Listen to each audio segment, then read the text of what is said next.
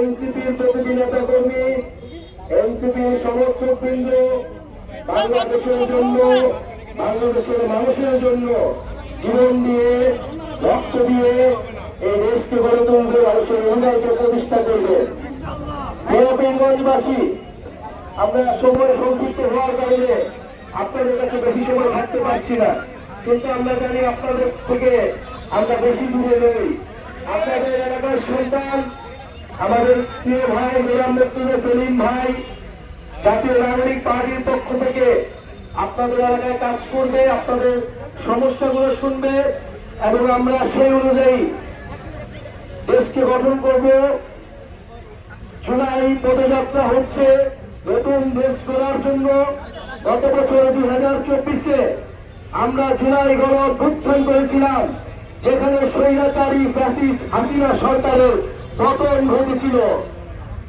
স্বৈরাচারী হাসিনা দেশ থেকে পালাতে বাধ্য হয়েছিল। আমরা এখন লড়াই করছি দেশ গঠনের, নতুন বাংলাদেশ, যেখানে আর বৈষম্য থাকবে না, যেখানে আর ফ্যাসিবাদ থাকবে না, যেখানে কোন ধরনের অন্যায় চাঁদাবাজ সন্ত্রাস থাকবে না। প্রিয় বন্ধুগণ, এই কারণে যুব সমাজকে এগিয়ে আসতে হবে। দেশের ছাত্র তরুণ যুবরা যতবার এগিয়ে এসেছে ততবার বাংলাদেশ বেঁচে গিয়েছে।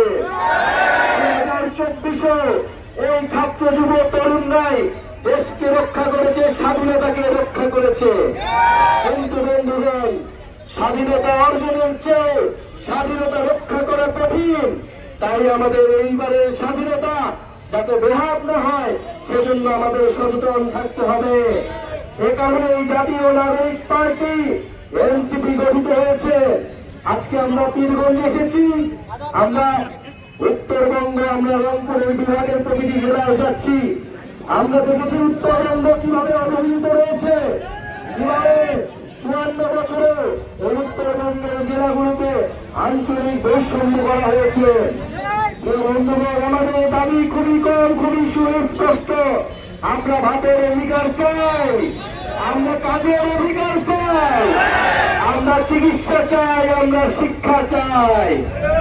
আমরা অন্য কোন দেশের দালালি করব না। আমরা স্বাধীনভাবে মর্যাদা নিয়ে বাংলাদেশ রাষ্ট্রকে গঠন করব। প্রিয় বন্ধুগণ, আজকে আমরা আর কথা বাড়াবো না।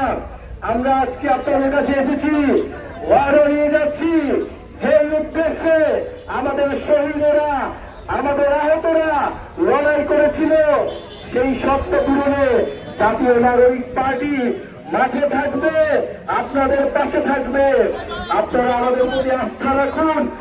বাংলাদেশের 54 বছরে আপনারা বহু দল দেখেছেন, বহু রাজনীতিবিদ দেখেছেন, গত 16 বছরে আপনারা বহু রাজনীতি দেখেছেন, কিন্তু আপনাদেরকে মুক্তি দিয়েছিল এই ছাত্র তরুণরা। তবে ছাত্র তরুণদের উপরে ভরসা করুন। যদি আমরা ভুল করি, আমাদেরকেও সমালোচনা করুন। আমরা স্বৈরাচার এবং ফ্যাসিবাদের এই যে রাষ্ট্রটা হবে, সেটা পরিবর্তন করব। নতুন করে কাউকে স্বৈরাচার হতে দেব না, এটা আপনাদের কাছে আমাদের অঙ্গীকার। পীরগঞ্জবাসী, আমরা আজকে বিদায় নিচ্ছি। বিদায় নেওয়ার আগে বলে যাচ্ছি, আপনারা আমাদের পাশে থাকুন। ইনশাআল্লাহ উত্তরবঙ্গকে আমরা নতুন করে গঠন করব। এই উত্তরবঙ্গের যে সমস্যা, এই ঠাকুরগাঁওয়ে আমাদের যে কৃষক সমাজ, এই কৃষকদের সন্তান আমরা, এই কৃষক পরিবার থেকে আমরা বিশ্ববিদ্যালয়ে পড়তে চাই। এই বিশ্ববিদ্যালয়ে পড়তে গিয়ে আমরা চাকরি পাই না, সেই চাকরির জন্য আমাদেরকে আন্দোলন করতে হয়েছে, কর্মসংস্থানের জন্য। আমরা মনে করছি এই ফ্যাসিবাদী সরকারের অধীনে আমরা আমাদের ভাতের অধিকার, আমরা আমাদের কাজের অধিকার পাবো না।